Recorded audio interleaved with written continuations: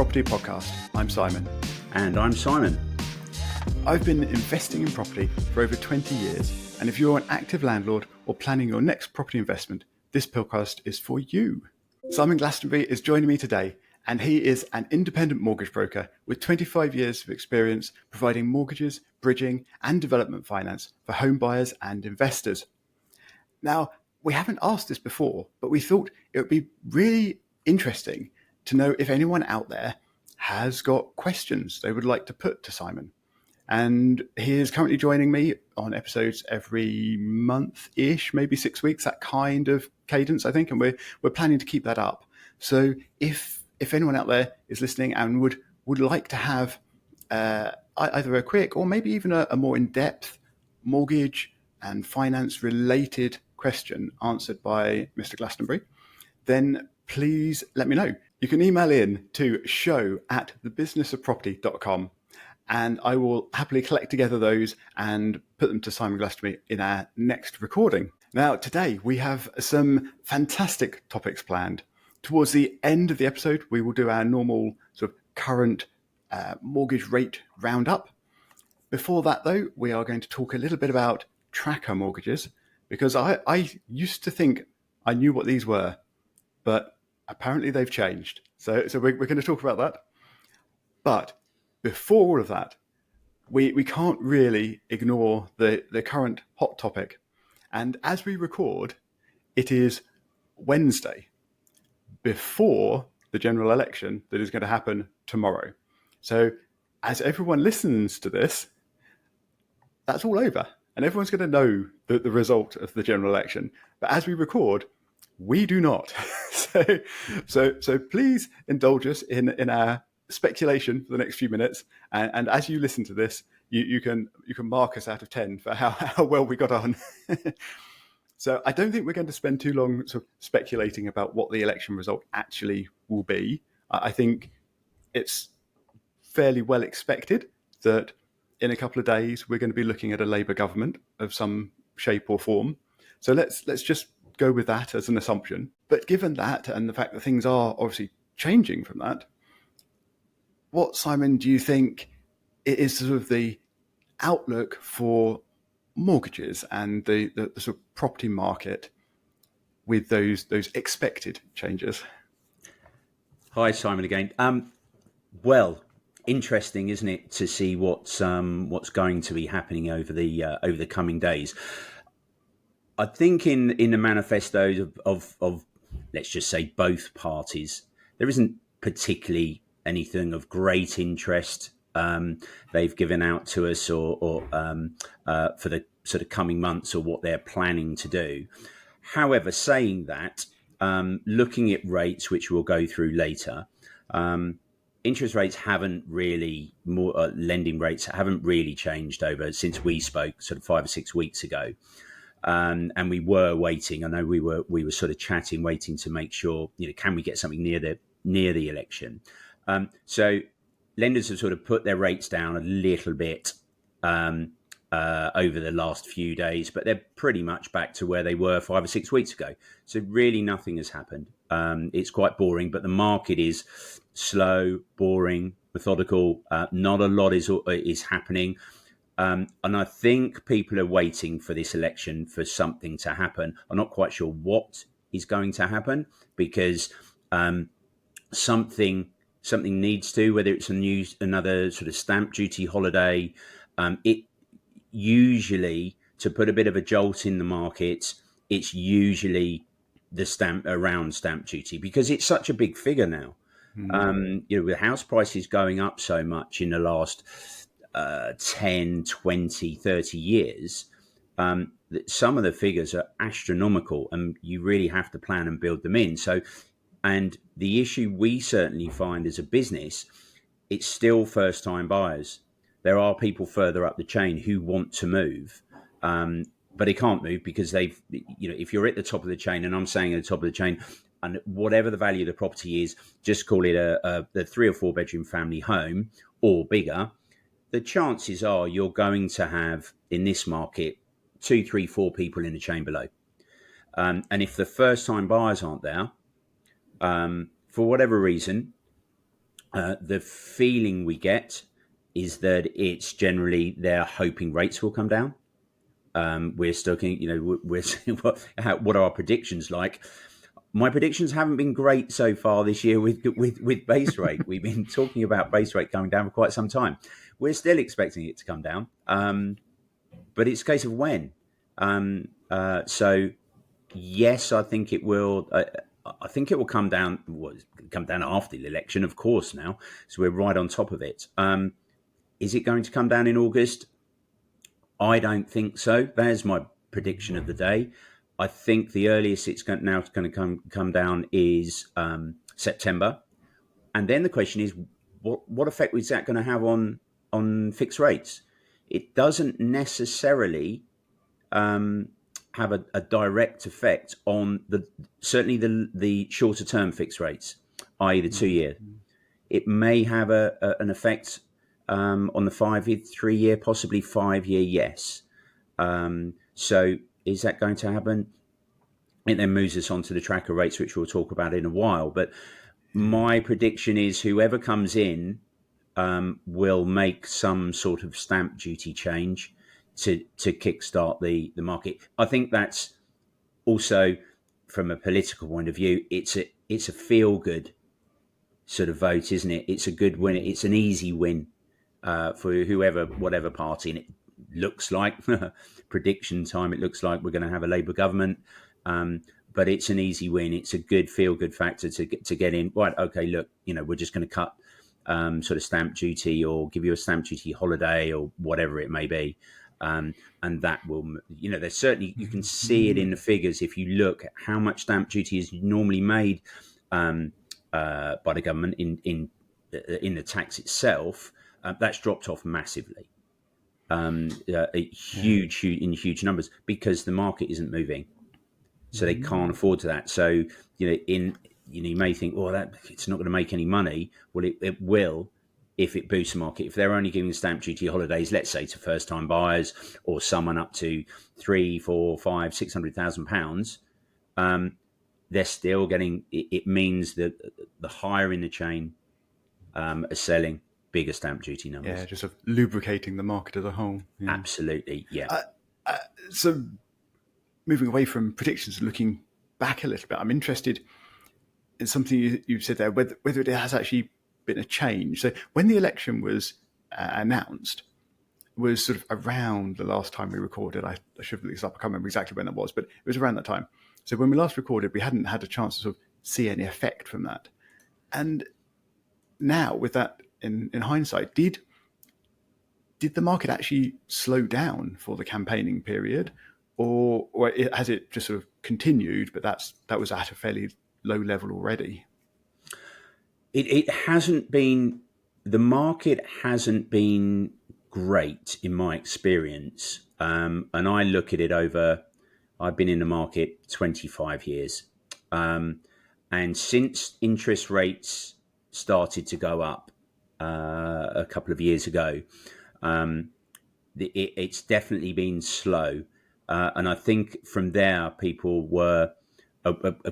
It feels like the markets as a whole is just waiting for something to happen. Now, whether it be it the election, and then thinking, right, okay, what's going to change? Personally, I don't think it will change massively. I think it's just stability.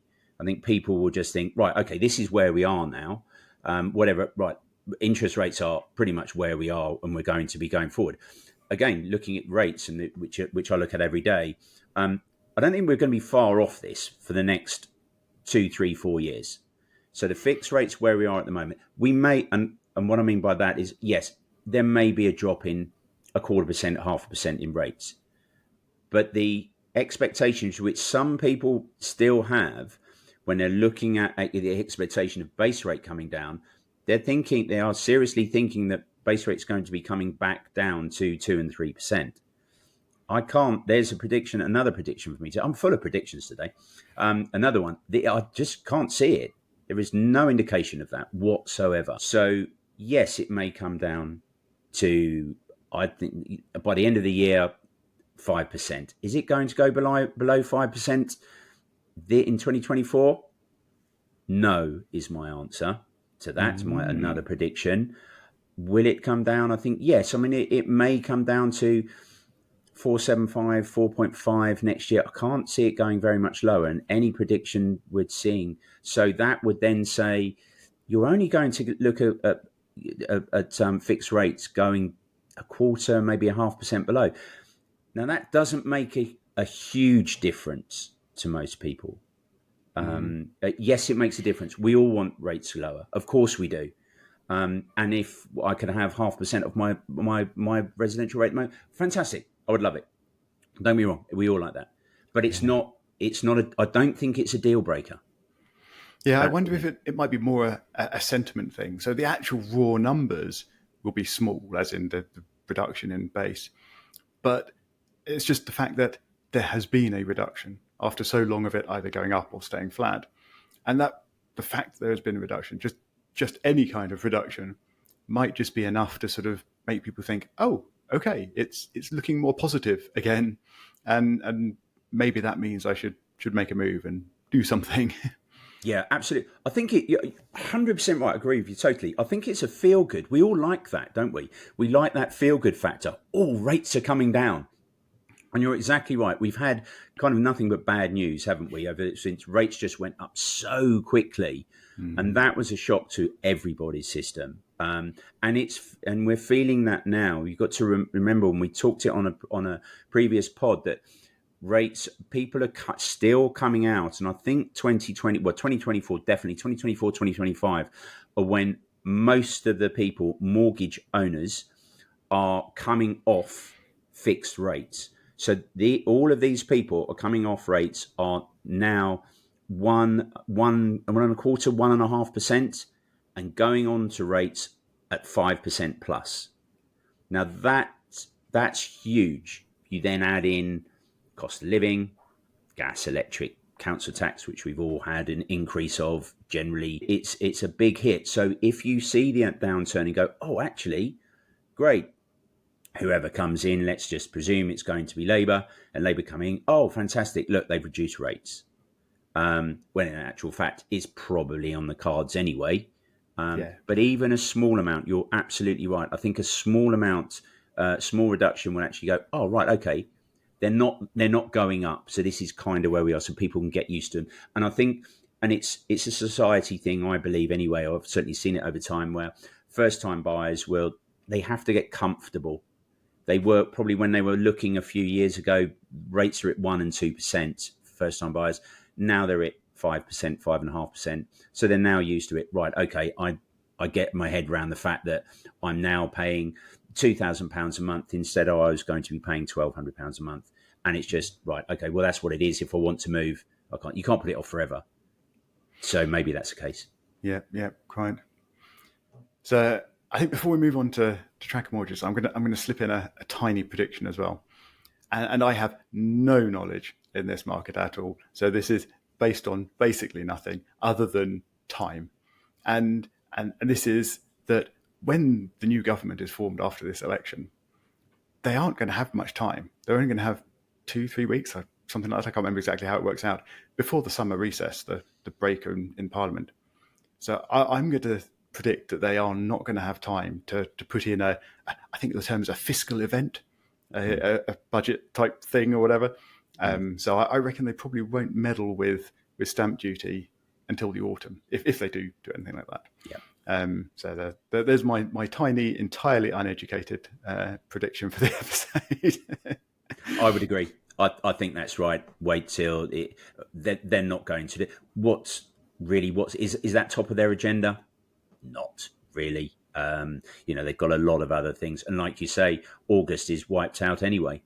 They're not there. They're not there. So of course it will wait. But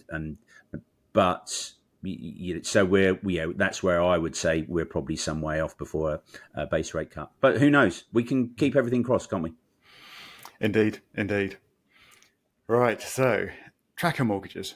Now, back in the day when I started in property, this was, as I often say, around 20 years ago. I managed to end up with a couple of tracker mortgages, and back then, a tracker mortgage was a percentage difference from the Bank of England base rate. So normally 1%, 1.5%, I don't, whatever it is, above the Bank of England base rate. And one of the keys to these mortgages was that was it for the life of the mortgage. For 25 years, you just rode the Bank of England base rate up and down, however it went, and you had nothing more to think about. You had no more fees. You didn't worry about refixing every few years or anything else, as long as that Bank of England base rate didn't break you. and of course, over the last couple of decades, it's actually been extremely kind. Perhaps less so just at the end of that couple of decades, but anyway. So that was my understanding of a tracker mortgage. And then a few weeks ago, I did an episode where I mentioned tracker mortgages, thinking that this was what they were. And afterwards, I thought, I wonder what sort of tracker mortgages you can get these days. I'll just go and have a look. And I couldn't find any in this sense of tracker mortgage. So I have they just completely vanished? Do these things exist anymore? And if they do, what do they look like instead of what I'm remembering? Well, it's yes, they're about. Do we do much business in the tracker sort of arena? No, is the simple answer, because people are weighing them up. The conversation is definitely there. And going back to what you said before, they were common 10, 15 years ago, because I would say more common pre-crash 2008, 2009. At that point, for whatever reason, just maybe because of levels of fixed rates. But of course, that's a long time ago now, a very long time ago. A lot of people, a lot of listeners wouldn't have even had a mortgage or been able to. They're probably, some of them at school, I was thought. Yes, we are old. We are very old, yes. Now, but times are then are changing, and we haven't really had anything to do with tracker rates for a while. But now, with people then more educated in the world of rates and looking at fixed rates and saying, well, actually, they're quite high. Let's look at a tracker, because the expectation is that rates will fall, and therefore, if it falls, and people don't know, it's a tracker rate. It will track the base Bank of England base rate. So if that comes down, so will your rate. Historically, like you say, it's usually a percentage of sorts above or below the Bank of England base rate. Now, to give you an example, and to give everybody an example out there, if you have a residential rate at the moment, you had 25% deposit, you could get a tracker rate of, currently the pay rate is 4.99%. So that's 0.26 below base rate.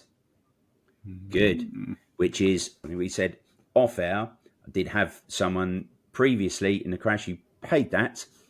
I had one, and then it crashed down. The base rate went to what, 0.12? Yeah, I think so. So I think it was 0.1 at its very bottom, wasn't it? Absolutely. So in theory, the bank should have been paying him. It didn't happen, but there's possibility there. Now the issue with that is it's about 0.5% above the. Roughly, it's about 0.5% above the fixed rate. So the whole time the Bank of England base rate is where it is at the moment, you're paying above what you could be paying on a fixed rate. And the question is it going to go down more than 0.5%? Tracker rates are a gamble. And like you said, adding on to it, and we were talking about, right, how long do these tracker rates last for? Because historically, you bought into a tracker rate, you paid your arrangement fee to the bank, be it 995 or 1995, whatever they decided to add to it, and you could stay on that for forever and a day. That was for your mortgage until you decided to change to a fixed rate or another tracker, whatever it may be. Now, most trackers in today's market are 2-year trackers. So you will pay your arrangement fee. Again, depending from lender to lender, but it's usually about I'm rounding up, but it's usually around £1,000, £1,500, £2,000. At the end of that term, bit like a fixed rate, you've got to look around again. Now, there are for people out there. There are rates. There are rates out there which have lifetime trackers. Not many, but there is an example, a lifetime tracker, pay rate 5.4%. So what's that, 0.15 above for the lifetime of the mortgage? That sounds pretty good, actually. Yeah. So would you go with that? It's a gamble, isn't it? But yes, it sounds quite good. But then if you're putting in comparison, this is residential rate. So, you have to think about that. Now, you're paying about 1% above the fixed rate. Now, that's quite a lot of money. So do you But want to take that gamble? Is it going to come down over the period? Are you better off fixing for 2 years, fixing again for 2 years, and paying the fees? exactly, it's those fees. And Yeah. I mean, if it's £1,000 fixed fee, then it's not so bad on a bigger mortgage. Obviously, that's Mm. harder on a smaller mortgage. But what if it's a percentage fee? I mean, that Yeah. on a bigger mortgage, then that can get really pricey. And if you've got to pay that every 2 years, It's in it. Most residential, I would caveat that most residential mortgages will have a fixed fee. yeah, So, and rarely, I say rarely, you've got to look at this on an individual basis, but most of them at 995. Some of them are 1495. But that's pretty much the standard. So but you're right. If you're looking at that on a planning for your portfolio, if it's a buy to let, and then you're looking at tracker rates, and tracker rates are not as common. There is a 5.3 at the moment, but if you're doing that and then paying 3%, 5%, 7%, as we've talked about previously, and it only lasts for a couple of years, is it worth it? I'm not sure. But I mean, and another sort of add on to that, and it's worth checking for people if you do like that. It's all about planning. I'm doing something at the moment. A client has chosen a 2-year tracker, paid a £2,000 fee for the pleasure. It's about 0.75 above the fixed rate you get, but he's planning to sell and he's holding out for top money on the property. Now and his rate's ending, so he goes on 8% standard variable, or goes down to 5.25 on a 2-year tracker with a £2,000 fee, but you don't have any early redemption penalties. So it's worth him paying the fee. The property might sell tomorrow and he's out in a couple of months. But even the difference now, I think the difference on a monthly basis was something like £750. So he doesn't have to hold out. The sale of the property could fall through. It could take 6 months. So he's better off the whole time. So something like that. Everybody's different and everybody uses these things differently. But as a long-term plan, you've got to weigh that up with the fixed rates which are available. Is it right for you? And it's a gamble. It's as simple as that. Mm-hmm. Yeah, that is always the sort of problem or off-putting element of tracker rates, is that you're trying to predict the future and work out what that base rate is going to go. Well, I was going to say go down by, but of course change by, in fact, because sometimes they go up. Yeah, absolutely. No, I think that's it. And I think that then shows you that the lack of lifetime tracker products in the marketplace, and there really is a lack of them. They're very, very few. And more so, very few longer. Sorry, I wouldn't say very few. The biggest market for tracker rates are 2-year. And then you go to 5-year. I'm not sure you'd want to gamble much more than that, but you are free to move, of course. With a lot of these, if you do, I mean, not every product, everybody's different lenders, but if you do choose one, that's got to be one to look at with no early redemption penalties. Mm-hmm. So if anything does happen and on the horizon, you can jump into something. Always remember, and anybody listening remember, is that even if something quite drastic happens in the market, you know, if you speak to a broker literally that day or the next day, you can lock into a new rate, because lenders don't move that quickly. They haven't got they just haven't got the infrastructure to move that quickly. So if you see something coming over the horizon you're really worried about, get it changed. Speak to your broker and get that changed quickly. Jump onto a fix. Jump on. Get your options there. That's what we do. That's what we look at every day. Is it pretty standard that tracker mortgages don't have early redemption charges then? Good question. Yes, I would say certainly by the bigger lenders. You will get some. I'm just looking at some at the moment.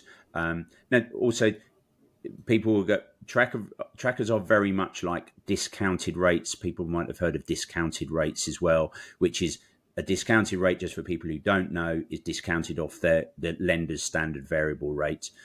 It works very much in the same way, because a lender's standard variable rate will generally fall in line with base rate. Doesn't always happen, but generally it does. But yeah, early redemption penalties, I would be pretty disappointed if a lender didn't have, it wasn't ERC free on a tracker rate, because otherwise the product doesn't look very attractive.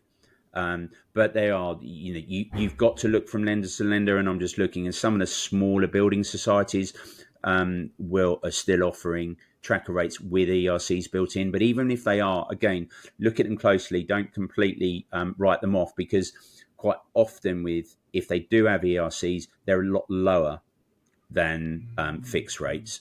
So, for example, if a lender has a 2% ERC with a fixed rate, it can be quite often be 0.5% on a tracker rate. So they're there, but it still may work. So it's worth having a conversation, and I'm having a lot of these conversations at the moment.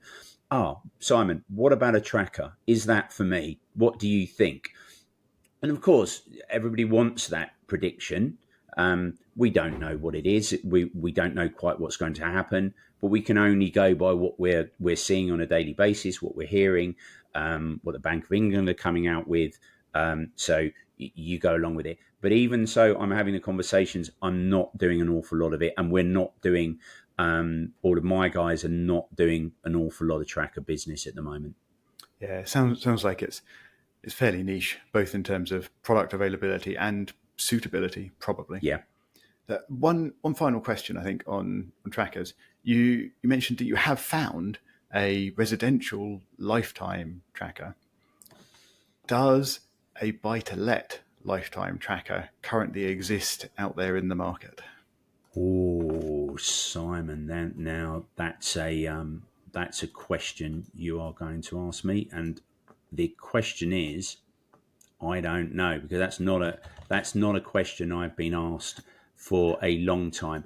Buy-to-let, what I would say, not having a lot of conversations with landlords, particularly, I would expect the conversation to be with what we would then class as portfolio landlords. So people with four buy-to-lets or more in our world is going to be a portfolio landlord. So let me have a look. I can have a look.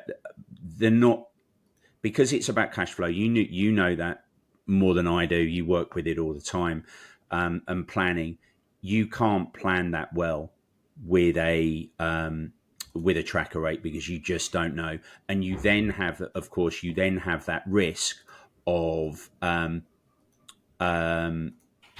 it going up.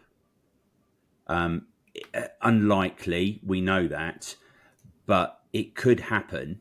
Do you want that risk? I mean, the few conversations I've, as soon as I mentioned that, it's up. Oh, no, I don't want that. That's not where I want to be. But I'm looking at the moment, and yes, there is. Woohoo! It still exists. There they are. 6%. So what's that? 0.75 above. Above, yeah. It's for a portfolio landlord discount, a lifetime discount. So yeah, product fee of 2250. So Okay. So would a you would pounds fee rather than a percentage fee. So yeah, that's pounds. It looks good like a for pounds fee. larger value portfolios and things. Yeah. Yeah. So I mean, they're there. That Mhm. was that said. Let me have a look. Just double check. That was for a that was actually for an HMO product. So we may get something for. So there's an HMO product out there for that. For 6%. Let's have a look for a limited company. Interesting. I mean, I can't see they're there clearly. I can't see anybody taking that. I just why would you at that level? I mean, you're still talking about. Let me have a look. You're still talking about 0.5. No, more than that. 6%, 1.2, 1.1, 1.2 above the 5-year fixed. Yeah, same. But So standard limited company HMO, they are there 6%. so I mean, 0.75 above base though sounds kind of good to me. So I mean that the track, well, the cheapest of the trackers that I was on many years ago was 1% above base, and Yeah, that didn't seem that bad at the time. And then of course it went down, base went down to 0.1% or whatever. So I was basically on 1% interest, and of yeah, course at that point it's fantastic. yeah, And we're obviously not expecting that to happen any time in the future, certainly any time in the near future. But it still paints a picture that 0.75 above base might not be too bad when you then get to not worry about fees for 25 years or having to change things around or anything. Of yeah, course, that does mean because you're not remortgaging, you also can't extract any extra funds. So that yeah. might hinder growth on that side. But today, Everybody's different. I like the shrug of the shoulders. I'm not sure if I put it to you. If we're having a conversation about one of your properties, I said, well, "How do you fancy that?" I'm still not convinced you would go for it. yeah. But you're right. You can. I mean, you're right. You can't extract funds per se, but you could go back. Most of these lenders will look at a further advance. So you could go back to that lender and say, you may not get that product. You may, if you're taking out £50,000, £100,000 for your next project, you may have to take that element of the mortgage on a new tracker or a new fixed rate. That may be the difficulty, but it doesn't completely stop you. Yeah, I'm not sure. I don't think I'm going to have clients of mine over the years queuing up for the lifetime tracker at the moment, because I think a lot of it is the here and now, isn't it? Right? I mean, at most of my portfolio landlord clients, they're looking at fairly shortish terms. Most of them go on 5-year rates because you can raise more money, certainly on 5-year rates. But that way they can plan for 5 years, and then right, okay, after the 5 years, hopefully it goes up by X. I can draw some money out of that one. I can then buy the next one. I think Yeah. you may be right in that if you've and people are there, if you've stopped buying and you're either paying down or you just want to manage them for income or whatever of going forward, it may be an option. Um, I will. I'll note down anybody taking one, and I will report back if anybody Excellent. actually takes one of these up. I'm gonna have a rush now, aren't I? And that's As you say, I think it's going to be a hard sell at the moment when you can say, would you like this fixed mortgage for, I don't know, 5 years, say, or would you like to pay an extra 200, 500, whatever it is, pounds every month right now for this tracker mortgage that might maybe be cheaper in the future, but you can't tell for sure. Yeah, yeah, it's a difficult sell, isn't it? yeah, very very hard sells. Yeah, But yeah. for each individual, you don't know, do you? I mean, someone may No. want that, and if it's ERC free, hey, it might. People got plans, and like I said about the client before, if you're putting it on the market, it's a slow market. You don't know when it's going to sell. It may take. Certainly, properties have been sitting on the market. I mean, most people look on Rightmove or Zoopla, what's in and around their house or somewhere they know, and you can see properties been sitting on the market for a long, long time, and it's Yeah. not price. It is not price. That's what I would say. Speaking to a good friend of mine, trying to sell a property, moving a business and things to Dubai, and the agent is saying, "Well, no, if you can drop by another 10, we might get some more people through the door." It's a very expensive property. It's pointless because they're not getting anybody through the door because of the market. So you just got to appreciate the market. So in that sense, if you do want to sell, put it on something with a tracker, ERC free. You will save some money, but it's not going to be the cheapest. But we will see. Yeah. So definitely a place, but not a very common one. No, not at the moment. Okay, so I think that's enough tracking for now, and it just leaves us to have a quick run through of sort of some of the best rates that are currently out there on the market, and hopefully they won't have changed too dramatically following the election tomorrow. Absolutely. So what are we currently looking at? Well, I'm just sort of looking back and over from beginning of the year, and pretty much haven't changed very much at all. And it was lovely having a conversation with someone yesterday. Oh, I've seen. I think it was Santander have announced that they're reducing rates. Halifax have said they're reducing rates. NatWest last week said they're reducing rates. And what they've done, a little bit sneakily, I suggest, is they've upped rates and not announced they've upped rates, but they have announced that they're reducing them. So you're looking at for your residential rates, 2 year, you're looking at about 4.89, cheapest on the market at the moment. 5 year, 4.47. That's kind of where you are, and it's where it has been beginning of the year, pretty much on the button from where we were 6 months ago, 7 months ago. Interesting. Very interesting. Same thing. It's the same thing in the buy-to-let world, where be it limited company or standard buy-to-let. And the only thing's changed is we've previously talked on other pods that the fees are still there.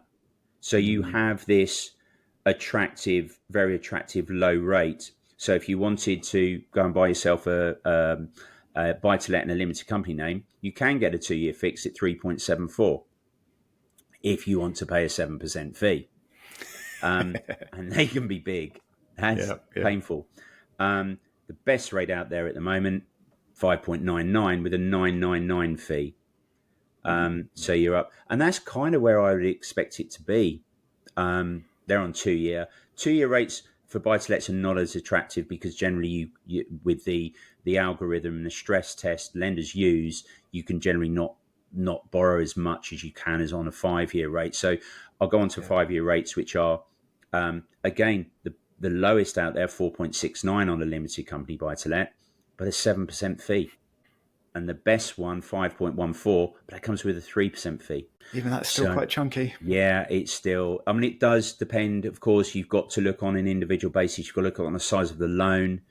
It does change that. It's a bit of a moving goalpost there. But so again, I would say to people, speak to your broker, make sure they've got the right one for you. We've got all the software in place to work that out for you.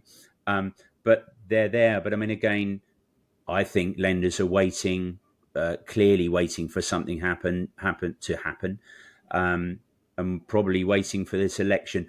But again, we go back to what we were saying at the beginning. What's really going to happen? I don't think it happen apart from a possible, potential, probable change of government. Like you, I would agree. I don't think much is going to happen until autumn. Yeah. So just for completeness, how are HMO rates looking?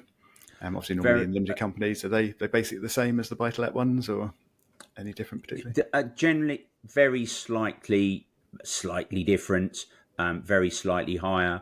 I'll go on a 5 year rate. You can get a 4.81 is the lowest on the market with a 5% fee, or you can get a 5.09 with a 3% fee. Again, not a lot's changed. They've been around about that sort of figure. Yeah, pretty much bang on from 6 months ago. And they've in people you will have seen them go up, you've seen them go down a little bit, but they're hanging around that price, which I think sort of tells you things are what's going to happen for the rest of the year. I don't think this is going to be the new norm. I used to think it's always quite interesting to find out the current best rates that are on the market, but perhaps we need to rename this section as the boring section. Yeah, absolutely. We're not coming up with anything exciting at the moment. I'm going to dig out something really exciting for our next episode. I don't know what it's going to be. Well, I will look forward to finding out. So I think that brings us to the end of this episode. So I'm just going to repeat my request from the beginning. If anyone has got a question or perhaps a topic that you would like Simon Glastonbury to talk about on the next episode, which will be in 4 to 6 weeks' time, kind of in that range, then please email in. Let me know. You can contact show@thebusinessofproperty.com, and those emails will come to me, and I will collect them together, ready for the next recording with Simon. If you can't wait that long, then Simon's contact details will be in the show notes, and he will be very happy to hear from anyone who has mortgage questions and would like mortgage advice and similar such things. And that just leaves me to say thank you very much for listening, and I look forward to speaking to you again next week.